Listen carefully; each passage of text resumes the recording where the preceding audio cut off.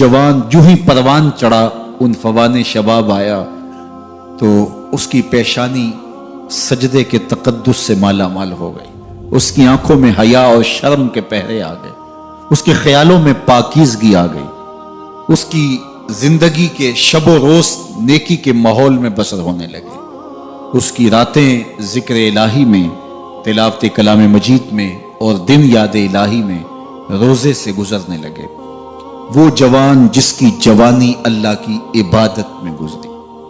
जवानी अगर इबादत में गुजर गई तो बुढ़ापा तो पुरनूर है ही है। सबसे मुश्किल मरहला जिंदगी का जवानी का है। शैतान ज्यादा वरगलाता है किसी शख्स को जब वो जवानी के मरहलों से गुजर रहा होता है।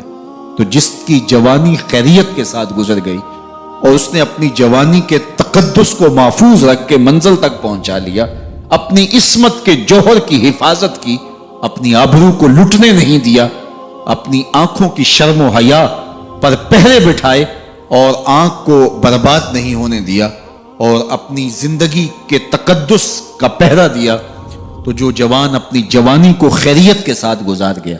किसी ने कहा था ना, किताबे ज़ीस्त का एक और बाब खत्म हुआ, शबाब खत्म हुआ, एक अजाब खत्म हुआ।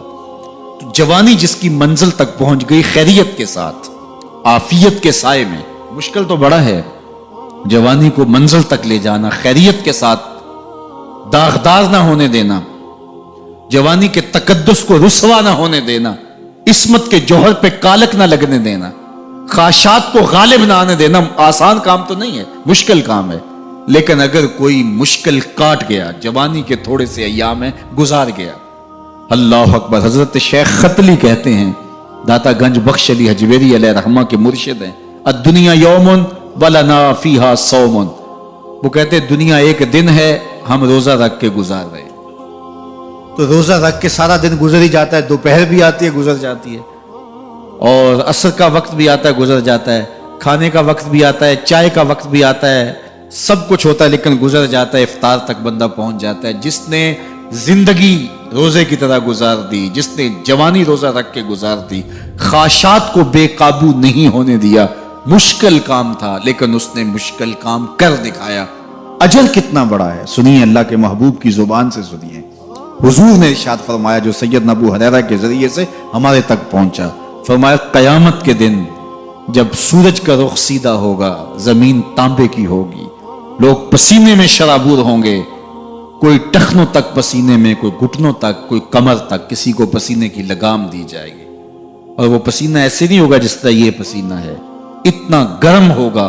इब्ने रजब हम्बली कहते हैं, उस पसीने का एक कतरा अगर ओहद पहाड़ पे डाल दिया जाए तो वो पिघल जाए, इतना गर्म होगा, बदबूदार इतना होगा, एक कतरा दुनिया पे डाल दिया जाए, इंसान क्या जानवरों के दिमाग भी फट जाए। उस पसीने में लोग शराबूर होंगे।